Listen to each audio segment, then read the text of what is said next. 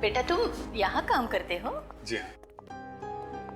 पर मुझे यहाँ पर क्यों लेकर आए हो? आप घर में अकेली नहीं रह सकती थी ना, इसलिए।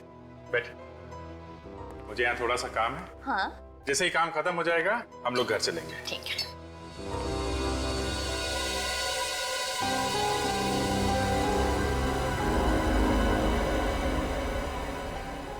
ये गन की फोटो दीवार पर क्यों लगी है यहाँ पर? तुम पुलिस में काम करते हो? आप गन्स के बारे में जानती हैं? हाँ, फिल्मों में मैंने बहुत बार देखी है ऐसी गन। ऐसा लगता है इनकी याददाश्त वापस आ रही है सर। हाँ, हो सकता है। सर, ये उन लोगों की लिस्ट है जिन्हें वो घड़ी गिफ्ट में दी गई थी। अभिजीत, इनमें ज्यादातर तो औरतें हैं जिन्हें वो घड़ी गिफ्ट में ली थी। एक काम करो, ये सारे नाम इन माजी को पढ़ के सुनाओ। देखो किसी को पहचानती है क्या। माँ, इस पेपर में कुछ नाम लिखे हुए हैं, मैं आपको ये पढ़ के सुनाऊंगा। अगर कोई भी नाम आपको जाना पहचाना लगे या ऐसा लगे कि ये पहले कभी सुना है तो आप बताइएगा। टीना? नहीं। काया? नहीं। कविता? नहीं। जानवी? नहीं। मालविका? मालविका? हाँ, मालविका। मालविका ये तो मेरा नाम है, पर तुम मेरा नाम बार बार क्यों ले रहे हो? एक मिनट सर, ये मालविका के नाम के आगे जगह का भी नाम लिखा हुआ है, कमला नगर। कमला नगर? अभिजीत, एक काम करते हैं, इस कमला नगर में पता लगाते हैं लोकेश की दुकान कहां पर है। उस दुकान के आसपास ही इस माजी का घर होगा।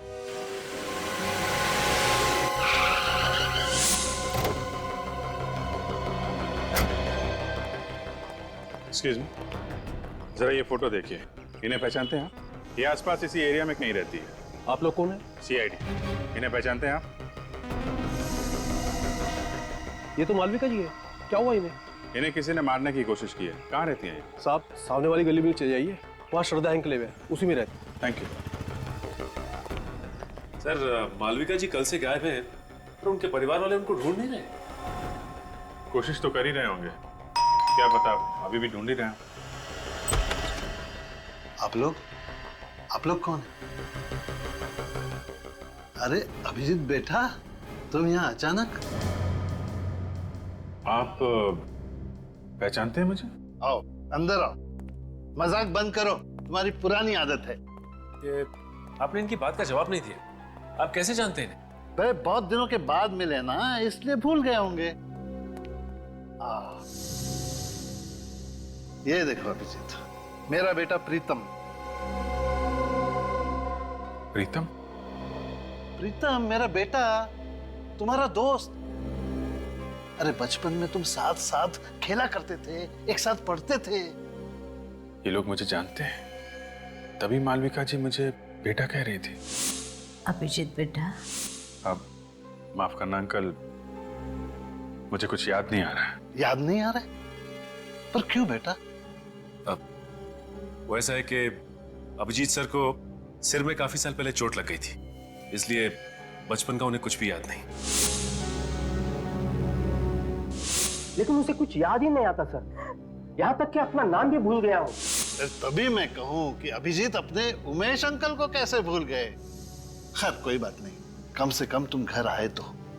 मालविका यहाँ होती तो तुम्हें देख के बहुत खुश हो जाती। पर बेटा, वो कल रात से गायब है। आप परेशान मत होइए अंकल, मालविका जी हमारे पास है। आपके पास है? शुक्र है भगवान का कि वो सेफ है। मालविका जी को कोई मारना चाहता था। हाँ? नहीं, आप घबराइए मत अंकल, वो अभी बिल्कुल ठीक है। हाँ, और मेरा बेटा प्रीतम, वो कहाँ है? आपका बेटा प्रीतम? हाँ, वो भी तो मालविका के साथ था। सर तो फिर प्रीतम कहाँ गया? उसे भी मालविका जी के साथ ही होना चाहिए था। Oh my God! अरे पता नहीं मेरा बेटा किस हाल में होगा, पता नहीं मेरा बेटा कहाँ होगा। आप परेशान मत होइए अंकल, हम लोग प्रीतम को जल्दी ढूंढ लेंगे।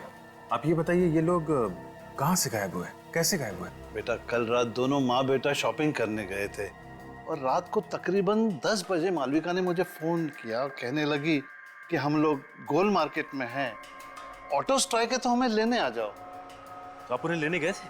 हाँ बेटा मैं वहां गया था लेकिन ये दोनों वहां नहीं थे। आपको किसी पर शक है? कौन कर सकता है ऐसा? नहीं बेटा इस दुनिया में हमारा कोई भी दुश्मन नहीं है। अंकल आप परेशान मत होइए, हम लोग प्रीतम को बहुत जल्द ढूंढ लेंगे। सचिन, मालविका जी और प्रीतम पे हमला गोल मार्केट में हुआ है। गोल मार्केट जाओ, आसपास छानबीन करो, देखो शायद प्रीतम वहीं कहीं हो।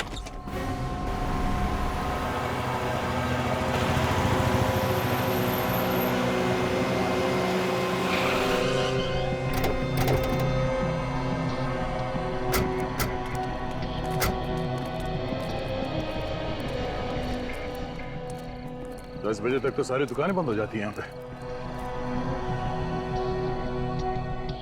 सर ये दुकान खुली है सर, शायद इन्होंने कुछ देखा हो।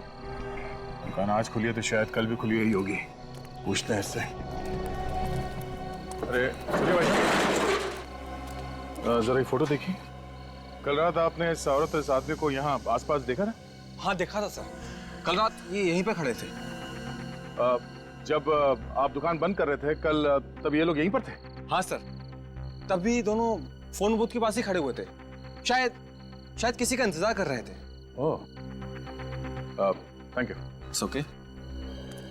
इसका मतलब है जो कुछ भी हुआ यहाँ टेलीफोन बूथ के आसपास ही हुआ है।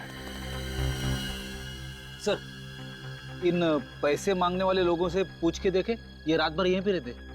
हाँ शायद कुछ देखा हो। अरे सुनो भाई साहब, हेलो सुनो जरा उठिए उठिए, एक मिनट उठिए उठिए।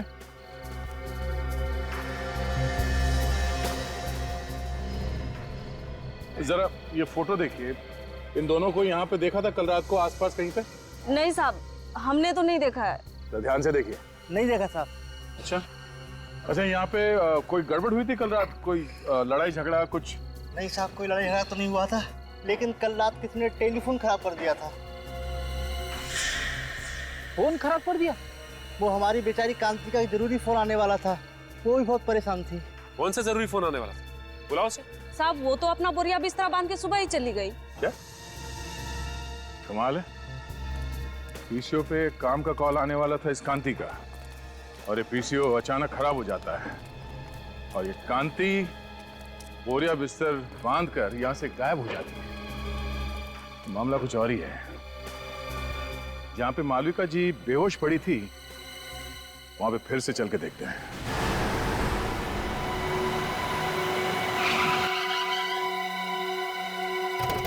सर उस दिन भी यहीं पे खून मिला था, ये देखिए सर, आसपास और कहीं पे भी खून नहीं था। खून के अलावा कोई और निशान मिला यहाँ पे? नहीं सर। हाँ मगर विवेक को मालविका जी का पर्स जरूर मिला था सर। एक बार फिर से चेक करते हैं, देखो कहीं घसीटने या हाथापाई के निशान मिलते हैं क्या।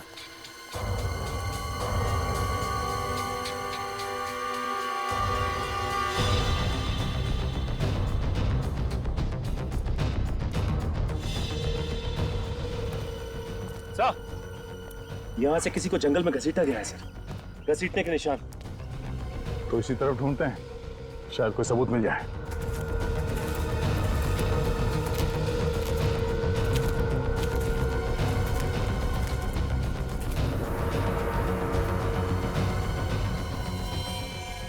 हाँ ये देखो, खून से सने हुए हाथ का निशान, मतलब जो कुछ हुआ यहीं पे हुआ है।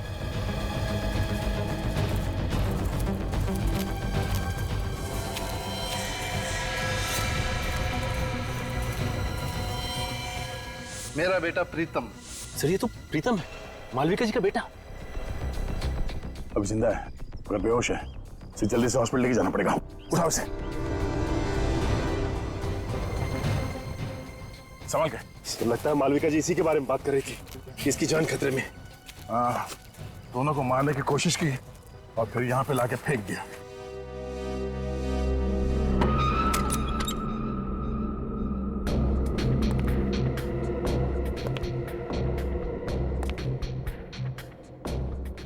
अभी बेटा आ गए?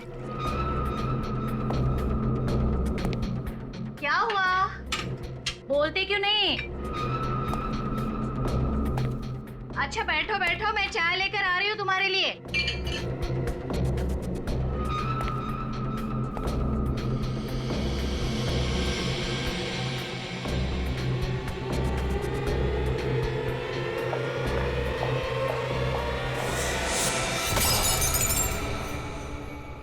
कौन हो तुम?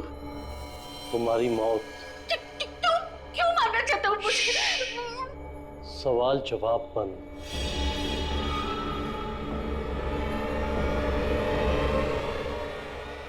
किसी की जान लेना इतना आसान नहीं है।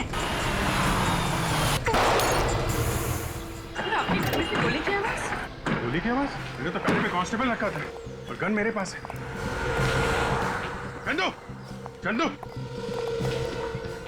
चंदू, जिंदा है। चंदू,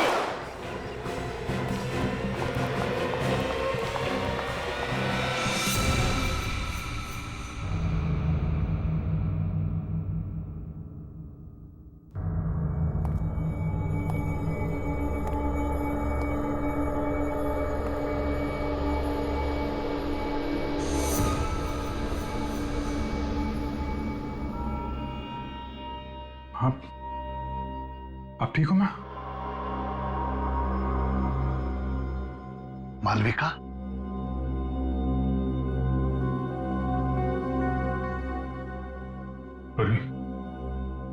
संभालो ना। जी भैया,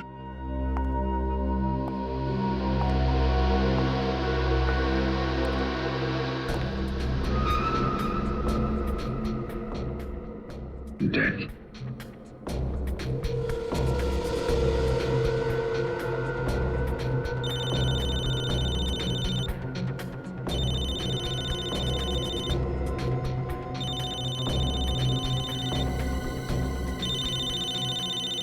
दया का नंबर?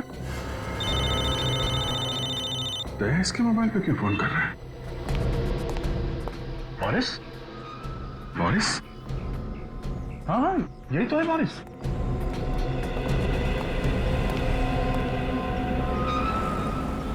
ये क्यों मारना चाहते हो मालविका जी को? अरे लेकिन तुम इसे कैसे जानते हो?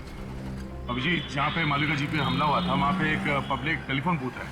उस टेलीफोन बूथ पे इस बोरिस ने काफी बार कॉल किए थे। इसने पीसीओ में फोन किया? हाँ, और इस पीसीओ का कॉल रिकॉर्ड निकाला हमने। पिछले 4 महीने में 20 बार बाहर से कॉल किया और उसमें से 15 कॉल इस बोरिस ने किए। वहां पे कॉल क्यों किए इसने? ये तो मालूम नहीं अभिजीत, मगर परसों रात 10:15 बजे भी बोरिस ने उस पीसीओ पे कॉल किया था। परसों रात को तो मालविका जी और उसका बेटा वहीं पे थे, उमेश जी ने बताया। इस बोरिस की हिस्ट्री निकालते हैं। अभिजीत मुझे डर लग रहा है, मुझे छोड़कर मत। आंटी जी, मैं हूं ना आपके साथ, आप डरिए मत। मुझे सचमुच डर लग रहा है।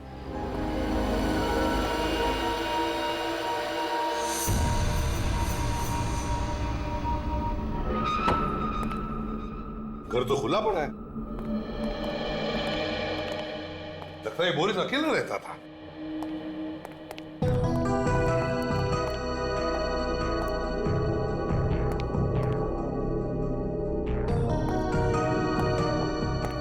सर, अलमारी खुली पड़ी है सर, और कपड़े भी इधर उधर किए गए हैं। हाँ, वे एक काम करो, एक आध पड़ोसी को लेकर आओ इधर। रेडी? सचिन, घर की अच्छी तरह से तलाशी लो, देखो कुछ मिलता है क्या।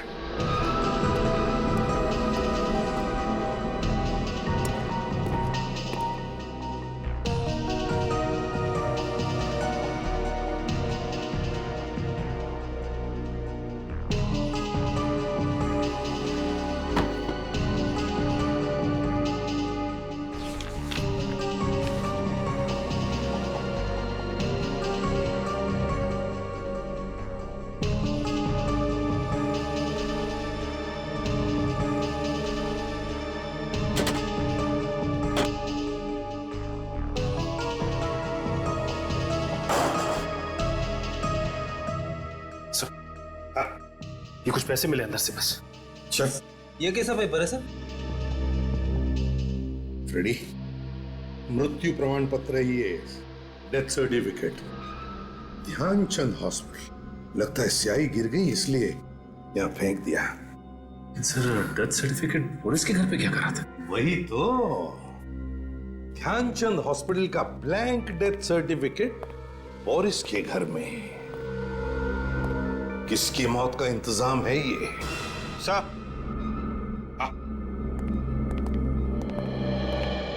नमस्ते। नमस्ते। देखिए, हम बोरिस के बारे में कुछ पूछताछ करना चाहते हैं। मेरा मतलब है, बोरिस को कौन कौन मिलने आता था? क्या आपने किसी को देखा है यहाँ आते जाते हुए? वैसे मैंने एक लड़की को कल देखा था आते हुए। कैसी लड़की? मेरा मतलब है, कैसे दिखती थी वो लड़की? दूर से देखा था, कुछ याद नहीं आ रहा। फिर भी जरा याद करके देखो। सर हाइट उसकी कोई 5.5 फीट के आसपास थी और बाल लंबे थे और हाँ, रंग सांवला था।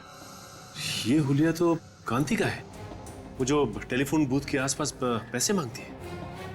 कांति? अच्छा, क्या आप बता सकते हैं ये बोरिस काम क्या करता था? सर एक हॉस्पिटल में वो वार्ड बॉय का काम करता है। Oh, Dhyanchand hospital. Excuse me, 2 minute है आपके पास? क्यों? ये डेथ सर्टिफिकेट है। नाम तो हमारे हॉस्पिटल का ही लिखा हुआ है। ये हमें आपके यहाँ का वार्ड बॉय है बोरिस, उसके घर में मिला था। होगा, मुझे क्या मालूम? मालूम नहीं कैसे? तुम्हारे हॉस्पिटल का डेथ सर्टिफिकेट बोरिस के घर में कैसे गया? मालूम नहीं तुम्हें? बोरिस के घर में क्या हो रहा क्या नहीं हो रहा, ये मुझे कैसे मालूम हो सकता है?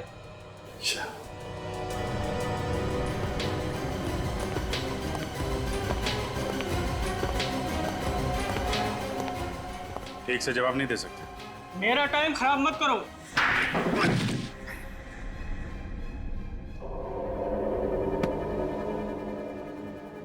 तो इंचार्ज है ना यहाँ का, हैं? टेस्ट सर्टिफिकेट बनाना तुम्हारा काम है। हाँ। हैं? हाँ। टेस्ट सर्टिफिकेट्स की फाइल कहाँ है?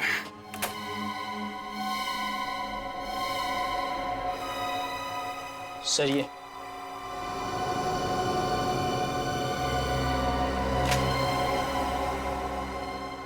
किसने बनाई ये डेथ सर्टिफिकेट्स? सर बोरिस ने बनाए थे सर, मुझे कुछ नहीं मालूम सर।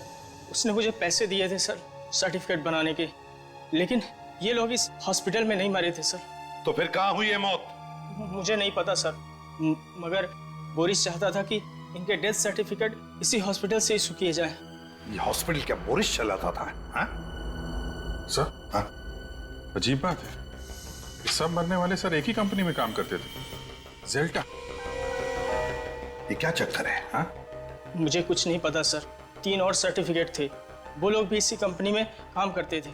तो कहाँ है वो 3 सर्टिफिकेट्स? दिखाओ। सर वो तो बोरिस ने जला दिए। अरेस्ट करो इसे, अरेस्ट करो। चल अभिजीत, जेल्टा कंपनी से पूछताछ करो।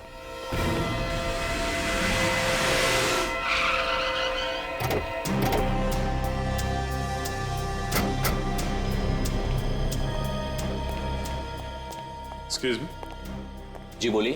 आप इसी सोसाइटी ऑफिस में काम करते हैं? जी हाँ, कोई काम था? हमें इस जेल्टा कंपनी के बारे में पता करना है। कौन से फ्लोर पे है इसका ऑफिस? जेल्टा कंपनी? ये क्या चीज है? अरे, कंपनी का नाम है जेल्टा कंपनी। भाई साहब, इस बिल्डिंग में इस नाम की कोई कंपनी नहीं। आप लोग चाहें तो बोर्ड देख सकते हैं।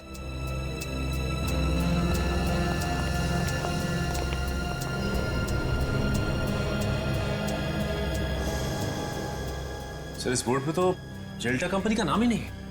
304 बोला था, 304 में डीएम पब्लिशर्स लिखा हुआ। मतलब ये जेल्टा कंपनी नकली है? नकली कंपनी, नकली डेथ सर्टिफिकेट, नकली डेथ सर्टिफिकेट बना के घूमता रहता। हाँ सर। है कौन ये लोग? हैं? और कहां पर है? जिंदा है भी या नहीं? पुलिस स्टेशन में चेक किया क्या? इनके गायब होने की कोई रिपोर्ट वगैरह लिखवाई गई हो? हाँ सर, पता किया। इन लोगों के गायब होने की कोई रिपोर्ट नहीं लिखवाई गई।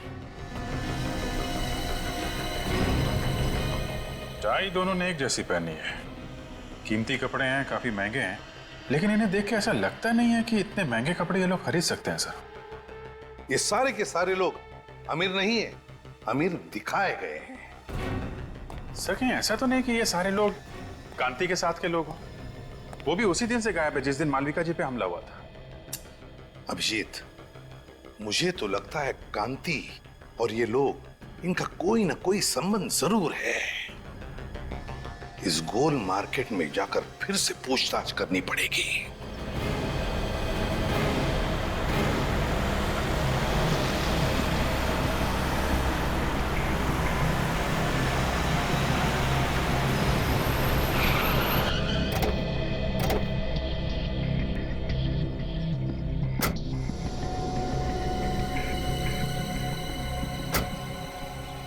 जरा ये जगह देखिए, आप पहचानती है जगह को? हाँ, उस रात मैं इसी जगह पर थी। तो जरा सोच के बताइए, यहाँ पर उस रात एग्जैक्टली हुआ क्या था? मैं अपने बेटे प्रीतम के साथ अपने पति का इंतजार कर रही थी। उसी वक्त इस फोन की घंटी बजी। फिर क्या हुआ? बहुत देर तक फोन बज रहा था तो मैंने फोन उठाया। सामने से एक आदमी की आवाज आ रही थी। क्या बोला उसने? उसने कहा, कांति का वक्त अब पूरा हो चुका है, उसे ठिकाने लगा दो। मैं फिर से फोन करूंगा। फिर? मैंने सोचा कि फोन ही खराब कर देते हैं, फिर ना ही फोन बजेगा और ना ही किसी का खून होगा। और उसी वक्त किसी ने हम दोनों पर हमला कर दिया। आपने उस आदमी का चेहरा देखा? नहीं।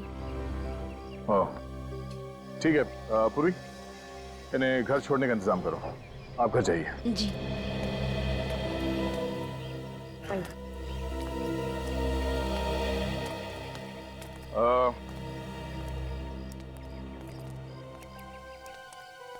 आप इन लोगों को पहचानते हैं? हाँ? हाँ साहब, ये हमारे साथी थे। ये दूसरे देश गए हैं पैसा कमाने, बहुत पैसा कमाने। ये खुद बोले थे हमारे लिए पैसा भेजेंगे साहब। अच्छा, ये कांति भी बाहर गांव जाने वाली थी क्या? हाँ साहब। अच्छा, वो आदमी कौन है जो इन लोगों को बाहर गांव भेज रहा है? आप लोग जानते हैं उसको? Boris Boris Boris Boris? Sir, Boris तो मर चुका है। हाँ, बोरिस के साथ कोई और भी मिला हुआ है। साहब, सुमति ने मिलवाया था सबको। कहाँ है सुमति? अभी अभी मैंने उसे टैक्सी स्टैंड पे देखा था। बहुत जल्दी में थी वो साहब। टैक्सी स्टैंड पे?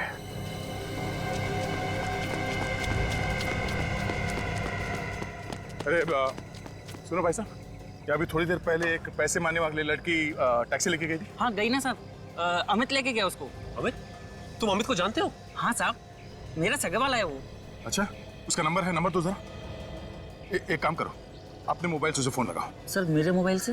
अरे तुम्हारा मोबाइल नंबर देखेगा तो वो फट से उठा लेगा और उस लड़की को शक भी नहीं होगा। जी सर।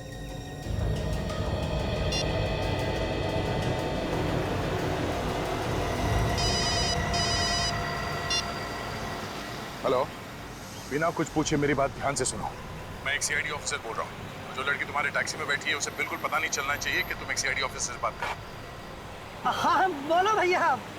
देखो, घबराओ मत, हिम्मत से काम लो। जो लड़की तुम्हारे टैक्सी में बैठी है वो खून करके भागी है और जरा सी गलती तुम्हारी जान ले सकती है। अरे ये तुम फोन पे किससे बात कर रहे हैं? मैडम, गांव से फोन है, भैया से बात कर रहे हैं। पता है ना, गाड़ी चलाते समय फोन पे बात नहीं करते। हाँ मालूम है, घर से फोन आया है, घर की खैर खबर ले रहे हैं। डरो मत, मुझे ये बताओ तुम उस लड़की को कहाँ पे छोड़ने वाले हो? अरे भैया, हमारी टैक्सी में एक पैसेंजर बैठे हैं तो हमें उन्हें घोड़ा गोदाम छोड़ना है। हम आपसे बाद में बात करें भैया। तुम घर वाले से बात कर रहे थे या किसी और से? रुक गाड़ी रुक। फोन काट दिया। ये लो, तुम जाओ। वो उसको घोड़ा गोदाम में छोड़ने वाला है। लगता है सुमति को पता चल गया कि वो सीआईडी से बात कर रहा था। चलो। फिर तो उसकी जान को खतरा हो सकता। ओहो, ऐसा लग रहा है कि जैसे कि शोक सभा में आई। चेहरे पर थोड़ी सी मुस्कुराहट लाओ। अमेरिका जाने के नाम से ना खुशी के मारे मेरे तो होश ही उड़ गए हैं। तो फिर चिंता क्यों? सोच रही हूँ कि वहां जाकर क्या काम करूँ, और तो और मुझे तो अंग्रेजी बोलनी भी नहीं आती। तुम्हें ऐसी जगह पर ही काम मिलेगा जहां पर सिर्फ और सिर्फ हिंदी बोली जाएगी। जल्दी से एक बहुत अच्छी सी फोटो मुझे दे दो, मुस्कुराते हुए।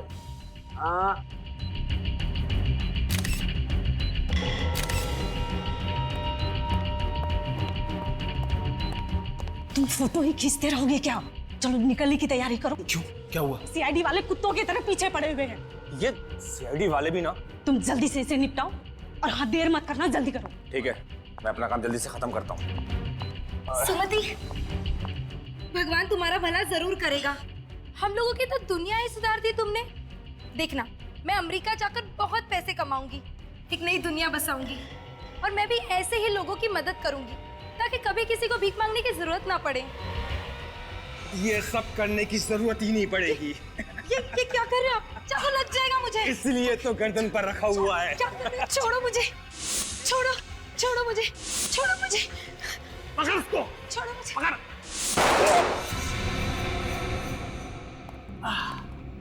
सीआईडी, तुम तो हमें छोड़ के आ गए, बहुत बेइज्जती की हमारी, इसलिए हम खुद मिलने आए। देखो, तुम लोग में से कोई भी आगे मत बढ़ना, नहीं तो एक एक करके सबको मार दूंगी मैं।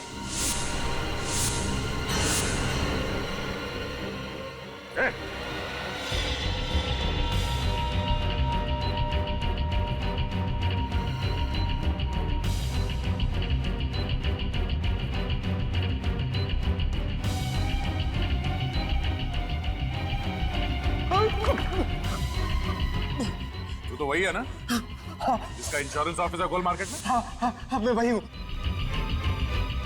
लेकिन सर मैंने कुछ भी नहीं किया। जो कुछ नहीं किया सुमति ने किया है। हमारे सामने कांति को मारने वाला था और कह रहा है कि कुछ नहीं किया। झूठ बोल रहा है।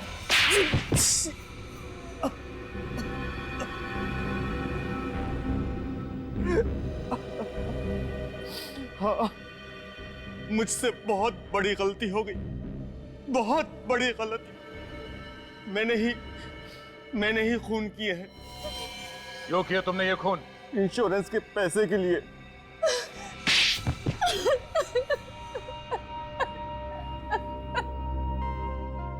और इस काम में सुमति तुम्हारा साथ देने लगी, हाँ? सभी मांगने वाले लालच में आकर मेरी बात मानने लगे थे। तुम दोनों क्या लालच देते थे उनको? हम लोग उन्हें विदेश ले जाने का लालच देते थे और विदेश जाने की खुशी में वो लोग इंश्योरेंस पेपर्स पे साइन कर देते थे। और उन बेचारों को यह भी पता नहीं होता था कि जिन पेपर्स पे वो साइन कर रहे हैं वो उनकी मौत का फरमान है। हमने जेल्टा नाम की एक कंपनी भी खोल रखी थी, फॉल्स कंपनी, और वो सारे लोग उसमें काम करते थे। इंश्योरेंस होने के बाद तुम करते क्या थे? इंश्योरेंस हो जाने के बाद हम उन लोगों को मार देते थे। और मौत का सर्टिफिकेट ला के देता था बोरिस, है ना? मगर मालविका जी और उनके बेटे पे हमला क्यों किया? उनका तो कोई इंश्योरेंस भी नहीं था। क्योंकि उन लोगों ने हमारा प्लान सुन लिया था। कैसा प्लान? जिस रात हम लोग कांति को खत्म करने वाले थे, बोरिस ने सुमिति को यह कहने के लिए फोन किया था कि मैं वहां पहुंचकर तुम्हें खबर करूंगा, तैयार रहना। मगर सुमति की जगह मालविका जी ने फोन उठा लिया और तुम्हारा प्लान उन्हें पता चल गया। और इस बात का पता बोरिस को चल गया था। उसने मुझे फोन करके बताया था। मारने वाले से बचाने वाला बड़ा होता है, ये मालूम है ना तुम लोगों को?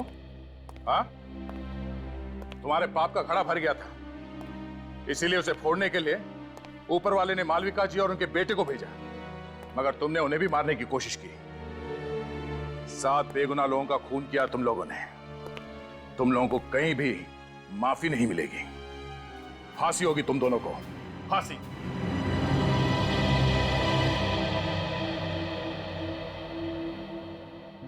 आंटी जी, आप बिल्कुल परेशान मत होइए। डॉक्टर ने कहा है कि थोड़ा टाइम लगेगा, प्रीतम बिल्कुल ठीक हो जाएगा। अभिजीत बेटा, बहुत बहुत धन्यवाद आप सबका। आज मैं बहुत खुश हूँ। कम से कम मेरी बीवी और मेरा बेटा मेरे साथ तो है। ये क्या कर रहे हैं अंकल जी आप?